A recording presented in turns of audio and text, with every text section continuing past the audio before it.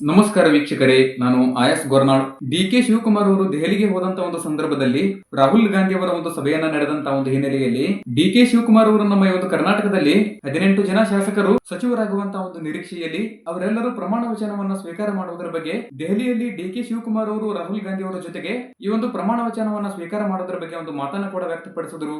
ಆ ಒಂದು final list ನಲ್ಲಿ ಅಥಣಿಯಿಂದ ಲಕ್ಷ್ಮಣ ಸವದಿ ಅವರು ಇವರು ವಿಧಾನ ಪರಿಷತ್ತಿನ ಸದಸ್ಯರು ಹಾಗೂ ಮಾಜಿ ಉಪಮುಖ್ಯಮಂತ್ರಿಯೂ ಕೂಡ ಆಗಿದ್ರು. ಹಾಗೇನೆ ಚಾಮರಾಜನಗರದಿಂದ ಪುಟ್ಟರಂಗ ಶೆಟ್ಟಿ ಮಹಮ್ಮದ್ ರವರು, ಆನಂತರ ವಿಜಯನಗರದಿಂದ ಎಂ ಕೃಷ್ಣಪ್ಪರವರು, ನಾಗಮಂಗಲ ಕ್ಷೇತ್ರದಿಂದ ಚಲುವರಾಯ ಸ್ವಾಮಿ ಅವರು, ದಾವಣಗೆರೆ ಉತ್ತರ ಕ್ಷೇತ್ರದಿಂದ ಎಸ್ ಮಲ್ಲಿಕಾರ್ಜುನ್ ರವರು, ಹಾಗೇನೆ ಚಳ್ಳಕೆರೆಯಿಂದ ರಘುಮೂರ್ತಿ ಅವರು, ಹಾವೇರಿ ಜಿಲ್ಲೆಯಿಂದ ರುದ್ರಪ್ಪ ಲಮಾಣಿ, ಶಿವಮೊಗ್ಗ ಜಿಲ್ಲೆಯ ಸೊರಬದಿಂದ ಮಧು ಬಂಗಾರಪ್ಪರವರು, ಆನಂತರ ಇಲ್ಲಿ ಬೆಳಗಾವಿಯ ರಾಯಭಾಗದ ಕ್ಷೇತ್ರದಿಂದ ಅವರ ಒಂದು ಹೆಸರನ್ನು ಕೂಡ ಇಲ್ಲಿ ಬಾಕಿ ಉಳಿದಿದೆ. ಯಾಕಂದ್ರೆ ಅದರ ಬಗ್ಗೆ ಇನ್ನೂ ಕೂಡ ಸ್ಪಷ್ಟನೆ ಪಡಿಸಿಲ್ಲ. ಆನಂತರ ಇಂಡಿಯಿಂದ ಯಶವಂತರಾಯಗೌಡ ಪಾಟೀಲ್ ರವರು, ಯಲಬುರ್ಗಾದಿಂದ ಬಸವರಾಜ ರಾಯರೆಡ್ಡಿ ಅವರು, ಹಾವೇರಿ ಜಿಲ್ಲೆಯ ಶಿಗ್ಗಾವಿಯಿಂದ ಶ್ರೀನಿವಾಸ್ ಮಾನೆಯವರು, ಇವರು ಹಾವೇರಿ ಜಿಲ್ಲೆಯಿಂದ ಉಪ ಚುನಾವಣೆಯನ್ನು ಕೂಡ ನಡೆಸಿದರು.